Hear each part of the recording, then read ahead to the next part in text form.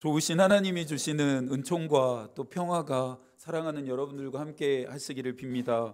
오늘은 성탄후 제1주이면서 송년 주일입니다. 대림절의 긴 기다림 끝에 맞이한 성탄인 만큼 성탄의 은총과 기쁨을 일회적으로만 경험하지 않고 충분히 느끼시고 또 누리실 수 있기를 바랍니다. 우리를 위해 예수께서 이 땅에 나셨습니다. 우리의 죄를 대속하시려 예수께서 찾아오셨습니다. 예수께서는 우리와 함께 하시면서 우리의 기도를 들으시고 또 위로하시면서 회복하게 하시고 구원하십니다. 이것을 임마누엘의 은총이라 성서는 명명했습니다. 예수 그리스도는 여러분과 이전에도 함께 하셨고 지금도 함께 하시면서 이후로도 함께 하십니다. 예수께서 우리와 함께 하시니 이제는 우리가 예수 그리스도와 함께 해야 할 차례입니다. 계획했던 일들이 잘 됨도 복이라 할 수 있습니다. 예상하지 못했던 많은 것을 얻음도 복입니다. 내가 애쓰고 노력한 만큼의 당연한 결과를 얻음도 복이라 할 수 있습니다. 그러나 그리스도인의 복의 개념은 세상 사람들과는 달라야 합니다. 물론 이와 같은 복은 그리스도인들에게도 있어야 하고 그리스도인들에게도 필요한 복입니다. 하지만 그리스도인들에게 가장 큰 복은 하나님이 우리와 함께 계신 것입니다. 그러니 복된 삶은 당연히 하나님과 함께하는 삶이라 할 수 있습니다. 이 복된 삶을 히브리 시인도 노래했습니다. 시편 46편 1절부터 3절까지입니다. 하나님은 우리의 피난처시요 힘이시니 환난 중에 만날 큰 도움이시라. 그러므로 땅이 변하든지 산이 흔들려 바다 가운데에 빠지든지 바닷물이 솟아나고 뛰놀든지 그것이 넘침으로 산이 흔들릴지라도 우리는 두려워하지 아니하리로다. 다시 한번 임마누엘의 이 은총이 또 이 복이 사랑하는 여러분들에게 있기를 축복합니다. 전도서는 잠언과 함께 우리에게 지혜를 선사합니다. 이 책들이 우리에게 지혜를 깨닫게 하는 이유는 하나인데요. 14절의 말씀처럼 하나님을 경외하게 하기 위함입니다. 잠언 9장 10절에서도 이것을 말하는데요. 여호와를 경외하는 것이 지혜의 근본이요 거룩한 자를 아는 것이 명철이니라. 지혜는 하나님을 경외함이 인간에게 가장 숭고한 가치이자 목적임을 알게 합니다. 하나님과 함께하지 않고 하나님을 경외하지 않으면서 수고하고 애써서 얻은 모든 것들은 결국 헛된 일이 된다. 전도자는 우리에게 권면합니다. 하나님과 상관없이 누리는 것들은 우리의 영혼을 완전히 또 영원히도 채울 수 없다라는 것인데요. 전도자의 이 말에, 이 권면에 우리가 귀를 기울여 볼 만한 것은 전도자가 어느 왕보다도 찬란한 부귀영화를 누렸던 다윗의 아들 솔로몬이기 때문입니다. 솔로몬은 세상에서 얻을 수 있는 모든 것을 얻었습니다. 누릴 수 있는 많은 것을 누렸습니다. 그런데 결국 그의 마음을 만족하게 하고 참된 기쁨과 평안을 주는 것은 그런 것들이 아니라 오직 하나님뿐이라는 것을 깨닫게 되었습니다. 이번 한 해를 살아오시면서 여러분들에게 기쁨과 평안을 주었던 일들이 있었습니까? 그것들로부터 얻었던 기쁨과 평안이 얼마나 지속되든가요? 지금은 기억하지도 못하고 떠오르지도 않을 만큼 이미 여러분의 기억 속에서 잊혀졌을 것입니다. 웨슬리도 잠자는 자여 일어나라라고 하는 이 설교에서 하나님이 아닌 다른 것으로 만족하는 자들을 죽음의 잠에 빠진 자들이라 비유했습니다. 죽음의 잠을 자고 있으니 죽음의 잠에서 이제 깨어나라 일갈합니다. 웨슬리는 세상이 주는 거짓 평강과 기쁨에 취해 잠들어 있는 자신들의 모습들을, 스스로의 모습들을 분명하게 보라 말합니다. 웨슬리의 이야기를 계속해서 들어보시겠습니까? 하나님 안에서 쉴 때까지 참된 평강이란 없습니다. 이 세상은 머물 곳도 쉴 곳도 아닙니다. 이 세상이 주는 행복은 하나의 사라질 피조물일 뿐입니다. 죽음의 잠에 빠져 영원한 죽음의 운명에 처한 자신의 가련한 모습을 들여다 보아야 합니다. 죽음의 잠에 취해 한 걸음 한 걸음 하나님의 심판과 저주의 심연에 빠져드는 자신의 모습을 보십시오. 비록 이 일이 참으로 두렵고 비참한 일일지라도 진실로 바라보십시오. 회피하지 말고 자신을 있는 그대로 직시하십시오. 이런 사람은 복된 사람입니다. 하늘나라가 가깝기 때문입니다. 사랑하는 여러분, 깨어나십시오. 세상이 주는 거짓 평강과 기쁨에 더 이상 취해 있지 말고 다가오는 하나님의 진노를 피할 준비를 하십시오. 도덕적인 삶이나 선행 따위가 죽음의 잠에서 우리를 깨어나게 할 수 없습니다. 우리의 영혼에, 저와 여러분의 영혼에 하늘의 빛이 비쳐야 합니다. 은총의 빛이죠. 이 빛은 죄를 용서하며 거룩한 삶으로 나아가게 하는 안내자입니다. 하나님은 언제나 우리에게 따스한 은총의 빛을 비추십니다. 그런데도 우리의 영혼이 어두움으로 그늘지는 이유가 무엇일까요? 우리의 마음의 문을 그분께 열지 않기 때문입니다. 요한계시록 3장 20절입니다.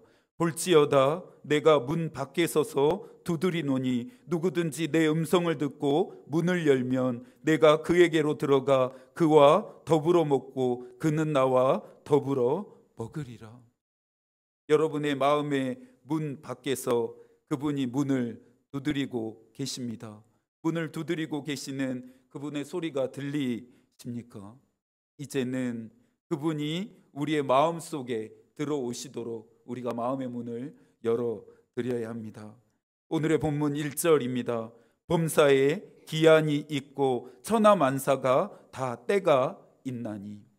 하나님은 영원한 분이시지만 인간은 유한합니다. 하나님은 영원을 사시지만 인간은 잠시의 때를 살게 됩니다.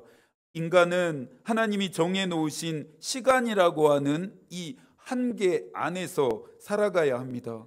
하나님이 정해놓으신 이 한계를 극복할 수 있는 방법은 없습니다. 하나님이 정해놓으신 이 한계를 극복할 수 있는 사람도 없습니다.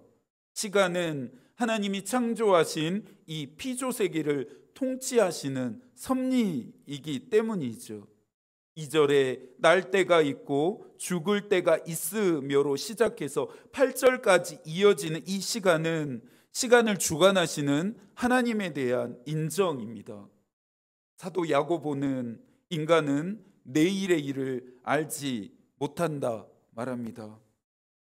우리가 이토록 집착하는 삶은 잠깐 보이다가 없어지는 안개와 같다라고 말합니다. 야고보의 말을 들으니 마음이 덜컥거립니다. 동지 지나 열흘이면 해가 소 누울 자리만큼 길어진다라고 하는 옛 속담이 있습니다. 동지가 지나고 나니 해가 좀 더 일찍 뜨고 더 늦게 지는 것이 이제 점차 느껴집니다. 아침 기도회를 위해 교회에 오는 길에 고가를 지나올 때쯤 가끔 안개가 자욱하게 껴 있을 때가 있습니다. 짙은 안개 때문에 시야를 확보하는 것이 어려우니 서행하고 또 주의하게 됩니다.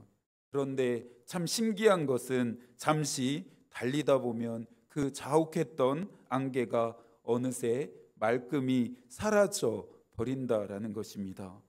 야고보의 말처럼 저와 여러분의 삶이, 저와 여러분의 인생이 이 안개처럼 잠깐 보이다가 사라지게 된다라는 것이죠. 오늘의 본문 9절 말씀입니다. 새 번역으로 한번 읽어드릴 테니까 들어보시겠어요? 사람이 애쓴다고 해서 이런 일에 무엇을 더 보탤 수 있겠습니까? 11절도 저희가 함께 읽어볼까요? 하나님이 모든 것을 지으시되 때를 따라 아름답게 하셨고 또 사람들에게는 영원을 사모하는 마음을 주셨느니라. 그러나 하나님이 하시는 일의 시종을 사람으로 측량할 수 없게 하셨도다. 애쓰고 노력한다고 해서 사라지지 않고 이 땅에 영원히 있을 수 있는 인생이 있을까요? 이 땅에서 없어지지 않도록 붙들고 있을 만한 튼튼한 것들이 있을까요? 하나님이 정하신 때를 거스를 수 있는 인생은 없습니다. 하나님이 흐르게 하시는 이 시간이라고 하는 섭리를 흘러가지 못하게 붙들 수 있는 것도 없습니다. 모든 인생은 지나가고 사라집니다. 지혜는 우리에게 이 하나님의 섭리를 깨닫게 합니다. 하나님의 섭리를 깨닫게 함으로 두 가지의 은총을 우리는 얻게 되는데요. 먼저는 일상성의 은총입니다. 코로나라고 하는 재난을 겪은 것이 오래전 일인 것처럼 벌써 아득해졌습니다. 코로나를 겪으면서 세상은 급변했고 또 급변의 물살은 세상뿐만 아니라 교회도 덮쳤습니다. 코로나는 교회론을 새롭게 정립하게 하는 중요한 사건이 되었습니다. 코로나를 통해 교회는 많은 것을 잃었지만 또 많은 것을 배우고 얻었습니다. 그 중에 하나가 일상의 은총입니다. 코로나 대응 단계가 높아지고 안전을 위해 사회적 활동들이 제한되었습니다. 당시 뉴스를 통해 보았던 한 시민의 인터뷰가 아직도 기억에 남습니다. 사랑하는 친구와 카페에 앉아서 커피를 마시면서 소소한 이야기를 나누는 것이 얼마나 큰 기적인지를 깨달았다는 내용이었습니다. 우리 모두가 공감할 수밖에 없는 말이죠. 전도자는 대단하고 거창한 것만이 은총은 아니라 말합니다. 진정한 은총은 일상적인 것들을 기쁘고 감사한 마음으로 누림인데요. 그럴 수 있음은 또 그래야 함은 모든 것들이 하나님이 우리에게 주시는 선물이기 때문입니다. 12절과 13절 말씀을 새 번역으로 한 번 더 읽어드리겠습니다. 이제 나는 깨닫는다. 기쁘게 사는 것, 살면서 좋은 일을 하는 것, 사람에게 이보다 더 좋은 것이 무엇이랴. 사람이 먹을 수 있고 마실 수 있고 하는 일에 만족을 누릴 수 있다면 이것이야말로 하나님이 주신 은총이다. 은혜를 너무 특별하고 무거운 것으로만 생각하지 않으시길 바랍니다. 우리에게 주어진 하루하루의 삶이 곧 은총입니다. 우리가 마음을 조금만 가볍게 한다면 지극히 적은 것 앞에서도 경탄하며 감사할 수 있습니다. 이 마음을 설교에 담아가다가 정호승 시인의 햇살에게라고 하는 시와 만났습니다. 이른 아침에 먼지를 볼 수 있게 해주셔서 감사합니다. 이제는 내가 먼지에 불과하다는 것을 알게 해주셔서 감사합니다. 그래도 먼지가 된 나를 하루 종일 찬란하게 비춰주셔서 감사합니다. 감사해야 비로소 만나게 되는 일상의 은총들이 있습니다. 감사함을 통해 여러분의 인생에 주신 선물들을 발견하게 되실 수 있기를 바랍니다. 지혜를 통해 얻게 되는 두 번째 은총은 영원성의 은총입니다. 이 땅의 삶은 안개처럼 잠시 있다 사라져 버리는 것이지만 우리에게 임하는 나라는 그 하나님의 나라는 영원합니다. 요한일서 2장 17절입니다. 이 세상도 그 정욕도 지나가되 오직 하나님의 뜻을 행하는 자는 영원히 거하느니라. 이 세상과 정욕은 모두 지나갑니다. 우리가 가진 모든 것들은 언젠가 소멸됩니다. 모든 그리스도인들이 당연히 하나님의 나라에 영원히 거할 수 있다라고 착각해서는 안 됩니다. 하나님의 뜻을 행하는 자만 영원의 은총을 누리게 되는데요. 요한계시록에서는 하나님의 뜻을 행하는 자를 이기는 자로 정의합니다. 요한계시록 21장 7절입니다. 이기는 자는 이것들을 상속으로 받으리라. 나는 그의 하나님이 되고 그는 내 아들이 되리라. 민법 제1003조를 보니 상속의 자격을 배우자, 직계 비속, 직계 존속 등으로 정하고 있습니다. 하나님의 나라도 이렇게 상속받을 수 있으면 좋겠지만 하나님의 나라는 어떻게 상속받게 됩니까? 오직 이기는 자에게만 자격이 있습니다. 미국 침례교 선교사였던 짐 엘리엇과 친구들이 바로 이긴 자들이었습니다. 1927년 10월 8일 신실한 믿음을 소유한 부모의 셋째 아들로 짐 엘리엇은 태어납니다. 성장하는 과정에서 이 부모의 신실한 믿음이 짐 엘리엇에게 큰 영향을 끼쳤습니다. 1945년 명문대인 휘튼 대학에 짐 엘리엇은 입학을 했고 학업을 하는 내내 자신의 삶을 선교하는 데 바치기로 결심합니다. 그가 결심한 내용이 2학년 재학 시절 기록했던 일기에 남아 있는데요. 주님, 성공하게 하소서. 높은 자리에 오른다는 것이 아니라 제 삶이 하나님을 아는 가치를 드러내는 전시품이 되게 하소서. 이 기도를 했을 때에 짐 엘리엇의 나이가 19살이었습니다. 짐 엘리엇은 가장 잔인하고 악한 풍습을 가지고 있었던 원시 부족인 아마존의 아우카족의 이야기를 듣습니다.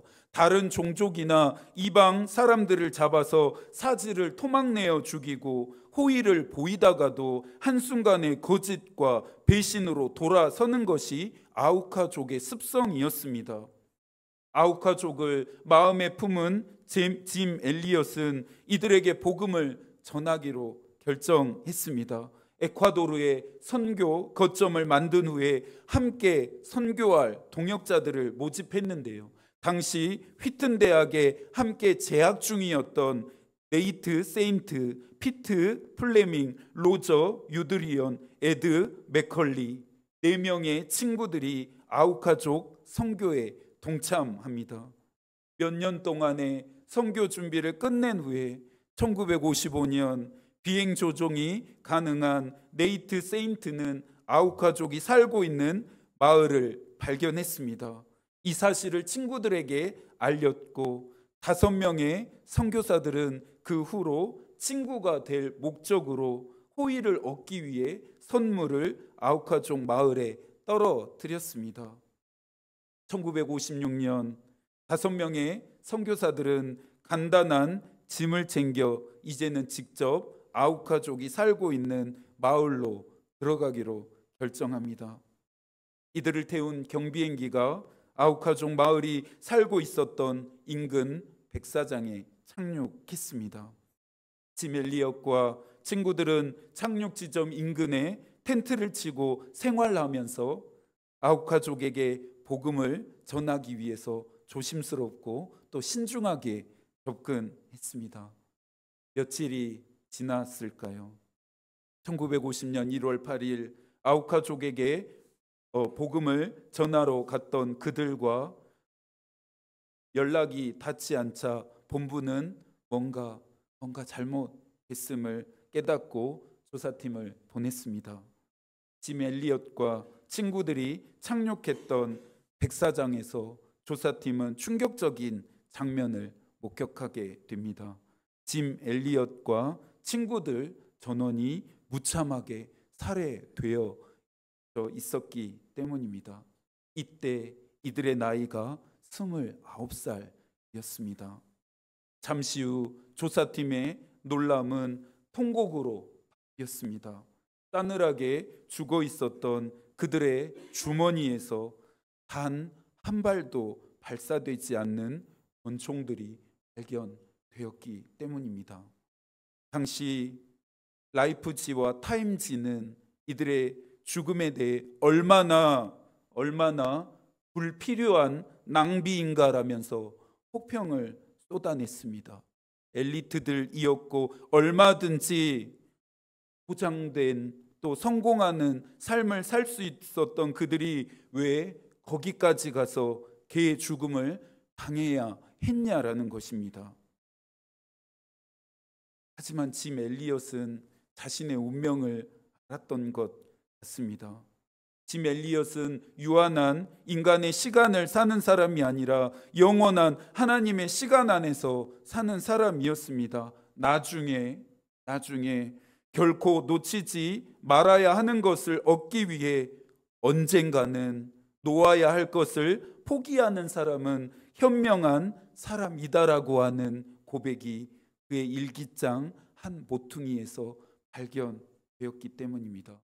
이 고백이 우리에게는 영원한 것을 위해 영원하지 않는 것을 버리는 사람은 바보가 아니다라고 하는 말로 알려져 있습니다. 짐 엘리엇은 선교를 준비하는 내내 기도했다고 합니다. 하나님, 제가 감히 하나님께 기도합니다. 이 부족한 나의 나무 토막 같은 인생에 주여 불을 붙여 주소서. 제가 주를 위해 탈 수 있도록 나의 삶을 주께서 소멸시키시옵소서. 이 몸은 주의 것입니다. 나는 오래 사는 것을 원치 않습니다. 완전하고 풍성한 삶을 원합니다. 바로 주님과 같이.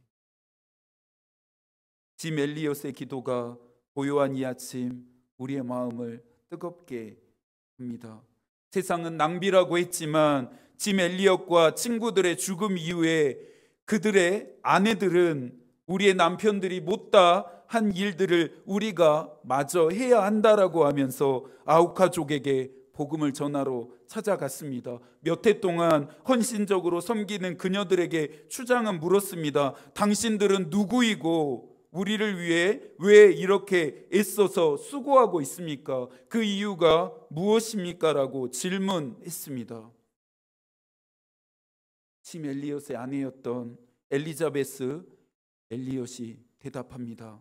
나는 5년 전에 당신들이 무참하게 살해해서 죽인 남자들 중에 한 사람의 아내입니다.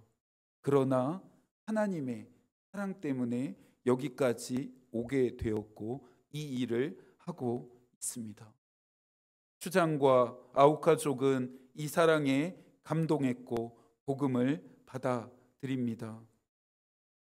짐 엘리엇과 친구들을 죽였던 이 아우카족 사람들이 살고 있었던 마을에 그 후에 수백 개의 교회가 세워지고 그들 중에서 교회의 지도자들이 배출됩니다. 이 이야기를 끝까지 다 들으면서도 과연 짐 엘리엇과 친구들의 죽음이 헛된 낭비였다 말할 수 있을까요? 아닙니다.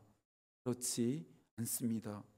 오늘의 본문 14절을 한 번 더 읽습니다. 하나님께서 행하시는 모든 것은 영원히 있을 것이라 그 위에 더할 수도 없고 그것에서 덜할 수도 없나니 하나님이 이같이 행하심은 사람들이 그의 앞에서 경외하게 하려 하심인 줄을 내가 알았도다. 한 해를 마무리하면서 드리는 송년주일에 하나님이 우리에게 주신 선물과 은총들을 기억하며 감사할 수 있어야 합니다. 또한 결코 놓지 말아야 할 것들을 위해 언젠가는 놓아야 할 것을 포기하는 삶을 살 수 있기를 결단해야 합니다. 이것이 지혜로운 삶이고 하나님의 뜻을 행하는 삶이며 이기는 삶입니다. 그리스도인들은 땅의 시간표를 따라 사는 것이 아니라 하늘의 시간표를 따라 사는 사람들입니다. 한 해의 마무리와 새해의 시작을 기도로 하실 수 있기를 바랍니다. 올 한 해도 수고 많으셨습니다.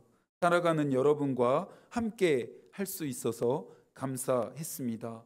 내년 한 해도 여러분을 위해 기도하겠습니다. 하나님의 마음이 우리의 기도가 되고 하나님의 뜻이 우리의 길이 되기를 빕니다. 아멘.